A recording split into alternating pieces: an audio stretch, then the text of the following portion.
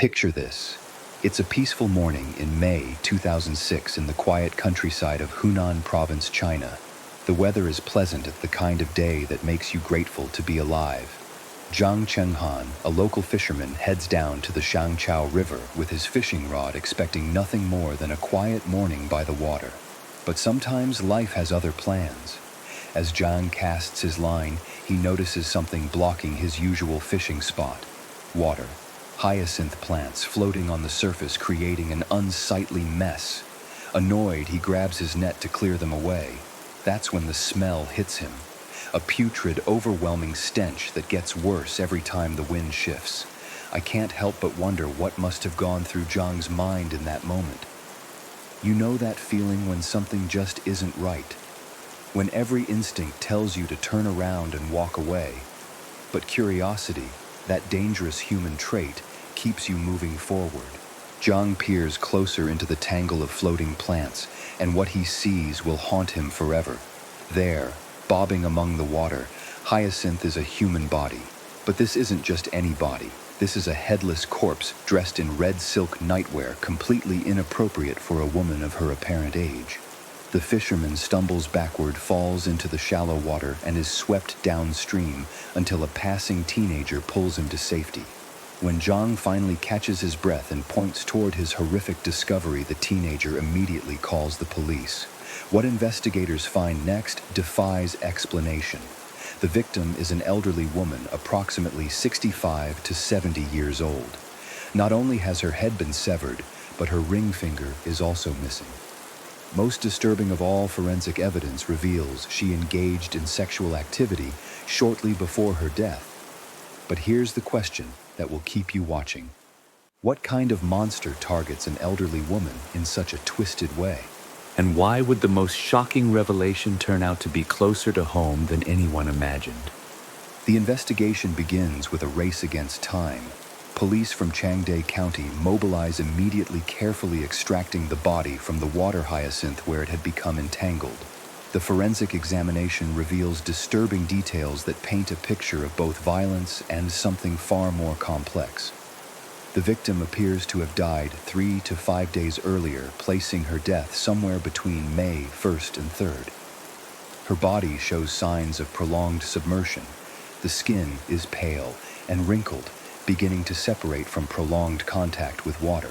But what strikes investigators as particularly odd is her attire, a red silk nightgown, completely inappropriate for a woman of her age with no undergarments whatsoever.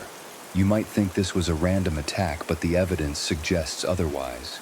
The deliberate removal of the head and ring finger indicates someone who desperately wanted to prevent identification.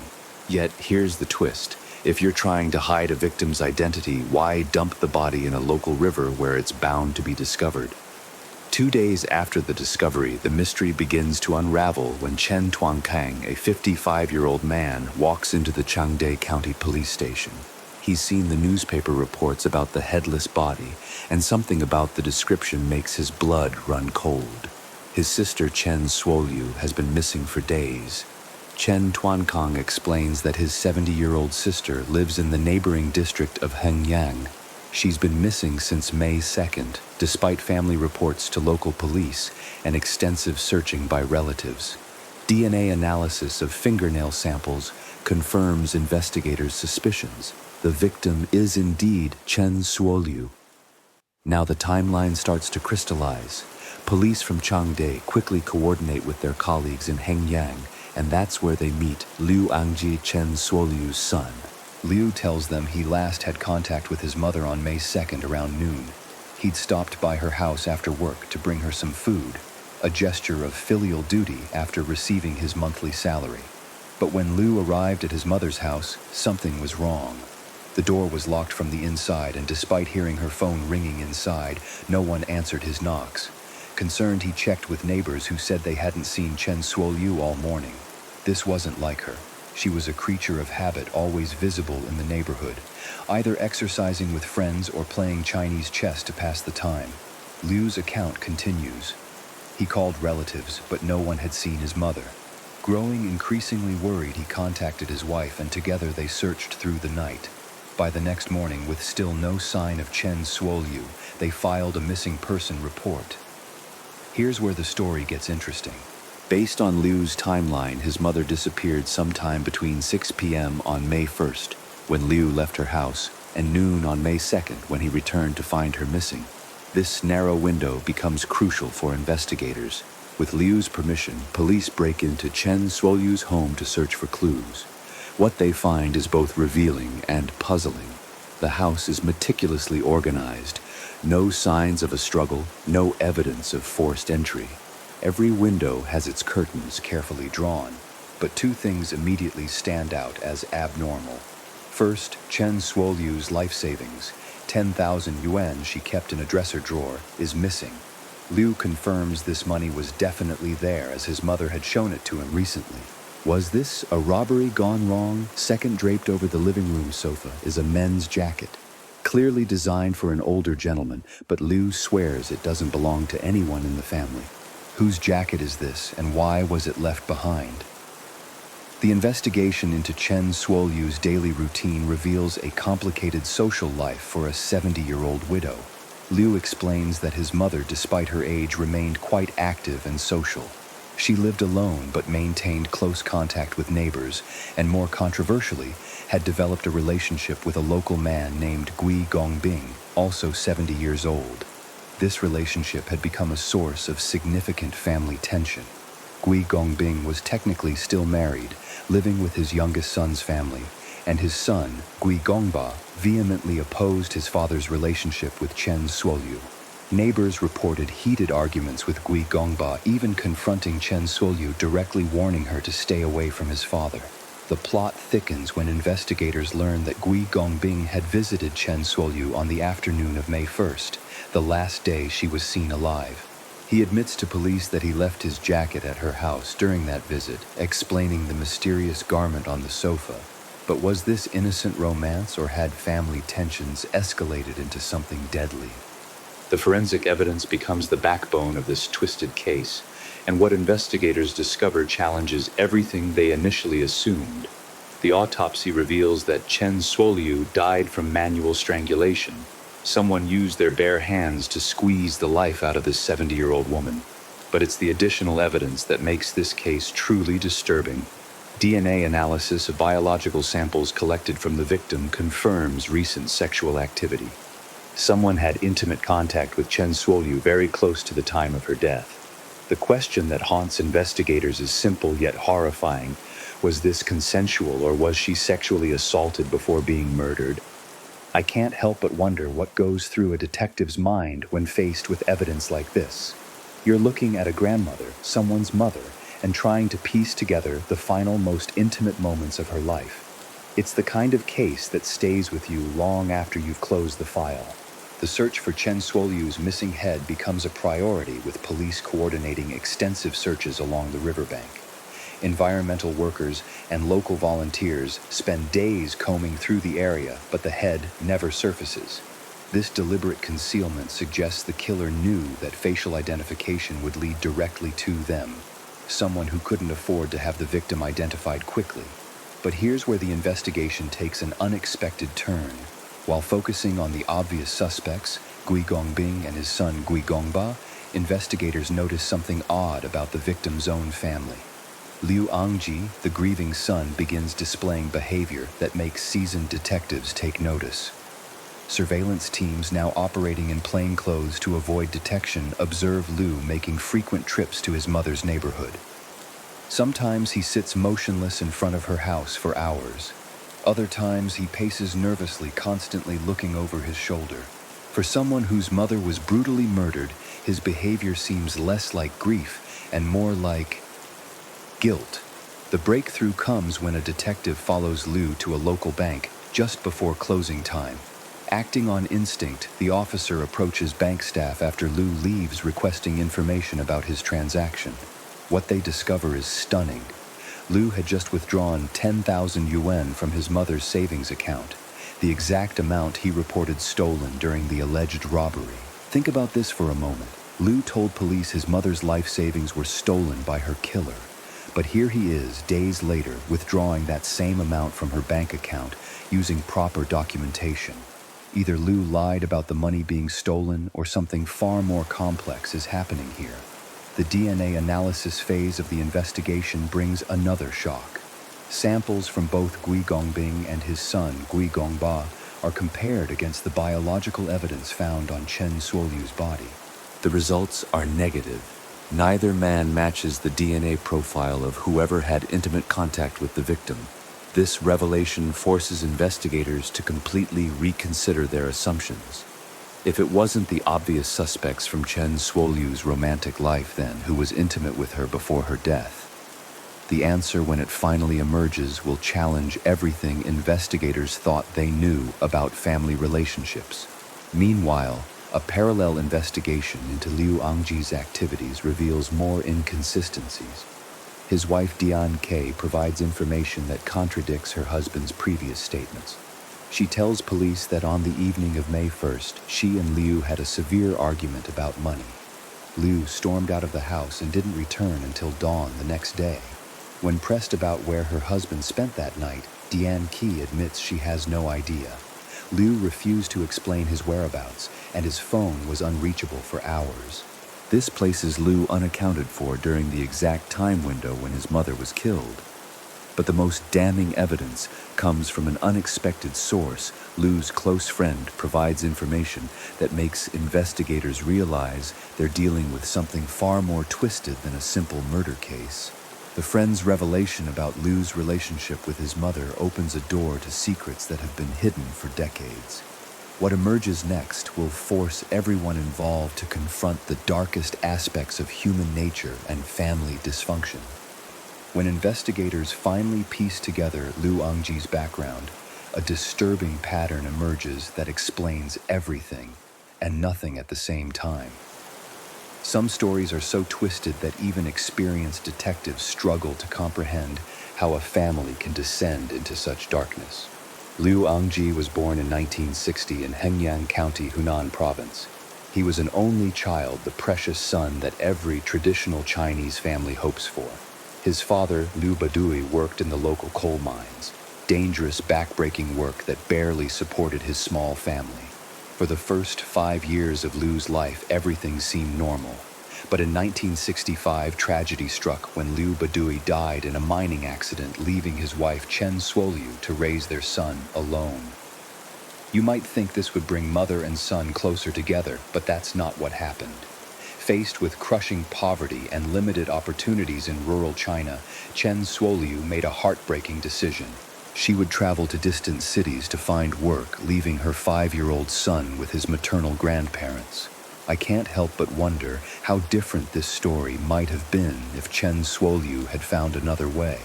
But desperation makes people do things they never imagined possible, and sometimes those decisions echo through generations. For years, young Liu saw his mother only once annually, during Chinese New Year. Chen Suoliu couldn't read or write, so there were no letters, no phone calls, just the occasional money order that kept him fed and clothed. Liu grew up essentially orphaned, raised by elderly grandparents in a remote village with little contact with the outside world. The psychological impact was devastating. Liu became a troubled child, disruptive in school, aggressive with classmates, constantly acting out in ways that screamed for attention. By his 4th year of middle school, he was involved in serious fights that injured other students. Eventually, he simply stopped attending school altogether. Without education or supervision, Liu fell in with local troublemakers. He began stealing, smoking, and engaging in petty crimes that repeatedly landed him in juvenile detention. Each time he was released, he returned to the same destructive patterns. When his grandparents finally died of illness, Liu found himself truly alone, surviving on his mother's monthly allowances and living without any meaningful adult guidance. Recognizing that her son was spiraling towards serious criminal behavior, Chen Suoliu finally returned home when Liu was in his late teens. By then, the damage seemed irreversible. Liu had spent his formative years feeling abandoned and unloved, developing a deep resentment toward the mother who had chosen work over family. But something unexpected happened when Chen Suoliu came home. Instead of the reunion she'd hoped for, she found herself trying to connect with a son who was essentially a stranger. Liu was now 17, she was 41, and the normal boundaries of their relationship had been shattered by years of separation and emotional neglect. What happened next defies comprehension. In 1977, after a night of drinking, the boundaries between mother and son collapsed entirely.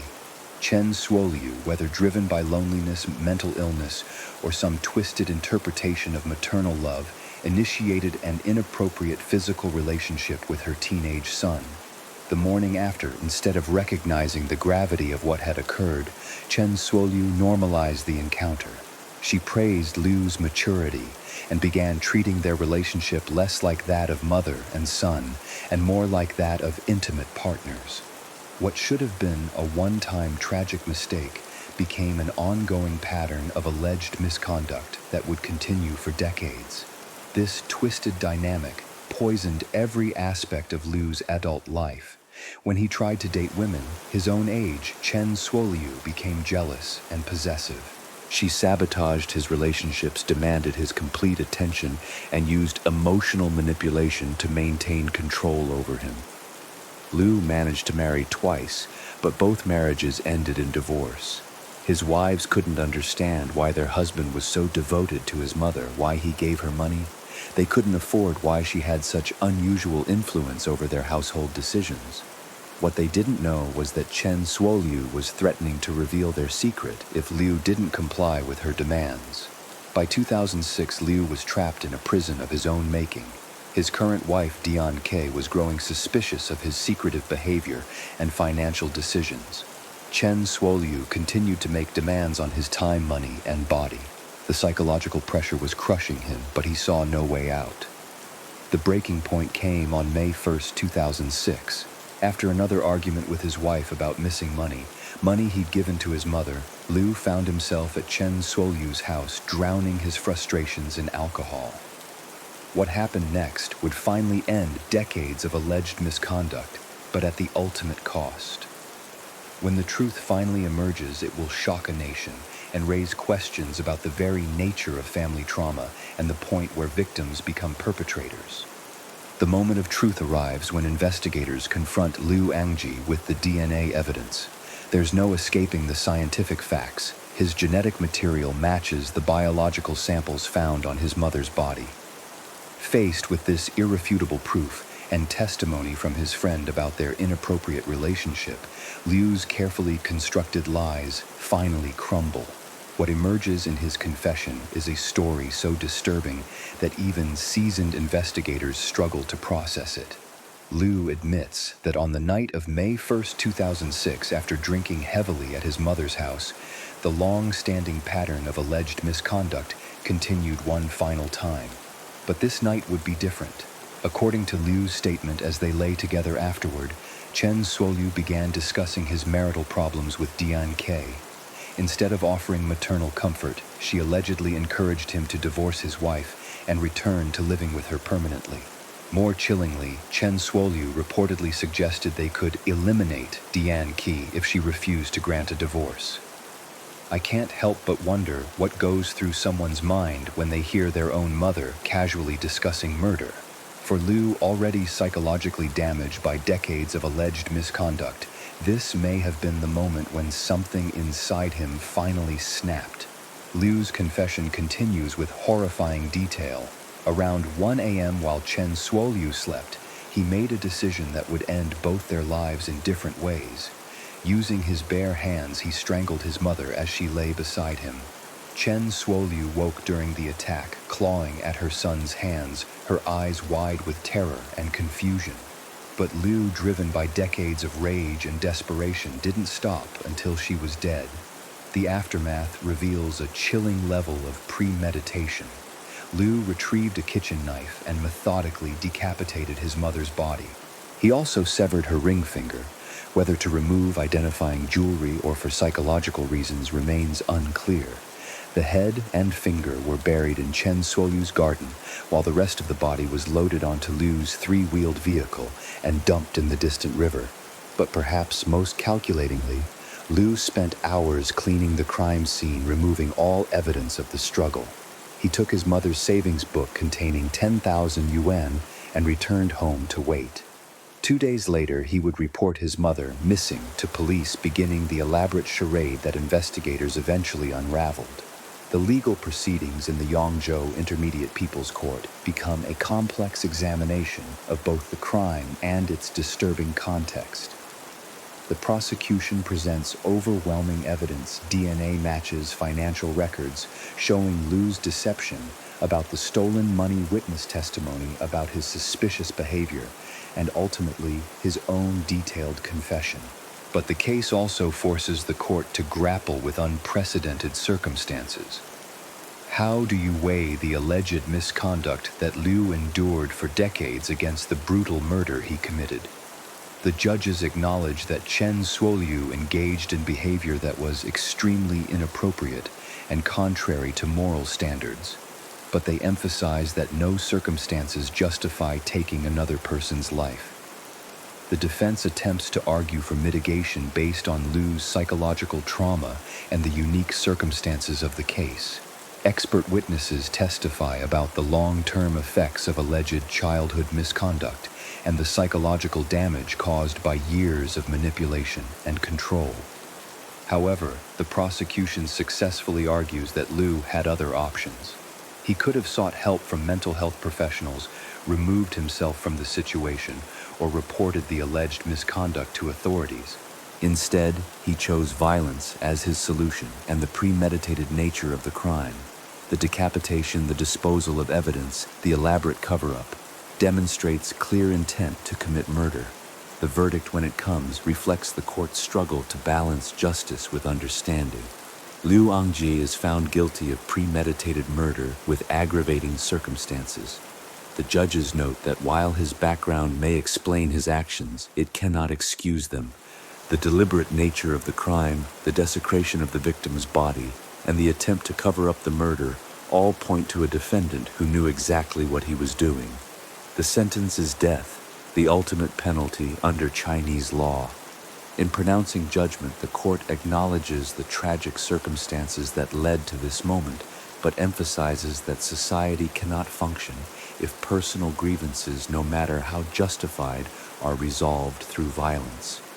The case of Liu Angji and Chen Suoliu sent shockwaves through Chinese society when details emerged in 2006. For weeks, newspapers, television programs, and online forums buzzed with discussions about a story that challenged fundamental assumptions about family relationships and the nature of victimhood itself. What struck many observers was how this tragedy might have been prevented. The warning signs were there for decades. Liu's troubled childhood, his pattern of failed relationships, the whispered rumors among neighbors who occasionally witnessed inappropriate displays of affection between mother and son. But in a culture that deeply values family privacy and filial piety, no one felt empowered to intervene. I can't help but wonder how many similar situations exist in families around the world, hidden behind closed doors and protected by shame and silence. This case forces us to confront uncomfortable questions about when family loyalty becomes complicity and when privacy becomes a shield for wrongdoing. Mental health professionals who studied the case identified it as a textbook example of how childhood trauma can create cycles of dysfunction that span generations. Liu's abandonment by his mother during his formative years created deep psychological wounds that never properly healed. When Chen Suoliu returned and allegedly initiated an inappropriate relationship, she wasn't just committing misconduct, she was exploiting the very vulnerability her earlier abandonment had created. The psychological concept of trauma bonding helps explain how Liu remained trapped in this situation for so long. Victims of long-term alleged misconduct often develop complex emotional attachments to their abusers, mixing genuine love with fear dependency and learned helplessness. Liu simultaneously loved and hated his mother, needed her approval while resenting her control, and felt both protected and imprisoned by their secret. Legal experts debated whether the death penalty was appropriate given the unique circumstances. Some argued that Liu was as much a victim as a perpetrator, driven to violence by decades of alleged psychological manipulation. Others maintained that his calculated response, the planning, the cover-up, the deception, demonstrated clear criminal intent that deserved the ultimate punishment. The case also highlighted gaps in China's social support systems.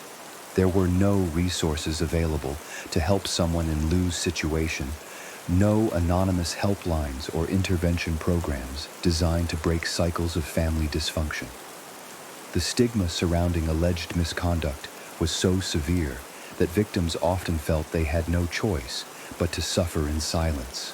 Perhaps most tragically, this case demonstrates how trauma can be passed down through generations like a terrible inheritance. Chen Suoliu's own life was marked by loss, poverty, and desperation. Her decision to leave her son with grandparents while she sought work was born from economic necessity, not malice. But the psychological damage caused by that separation may have contributed to her later inappropriate behavior, which in turn traumatized Liu and ultimately led to both their deaths. The story resonated with many Chinese families struggling with their own secrets and dysfunctions.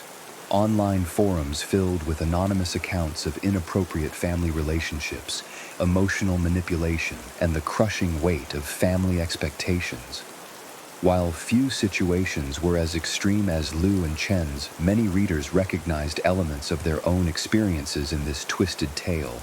Social workers and family counselors used the case to advocate for better education about healthy family boundaries and the importance of seeking help when relationships become problematic. They emphasized that children have rights that supersede family loyalty and that protecting those rights sometimes requires outside intervention. Today, more than a decade later, this case remains one of the most discussed criminal trials in modern Chinese history. It serves as a stark reminder that behind every family's public facade, there may be secrets and struggles that outsiders never imagine. The ultimate question this case poses is both simple and profound. In a world where family bonds are sacred, how do we recognize when those bonds have become chains? And once we recognize them, do we have the courage to break them before they destroy everyone involved?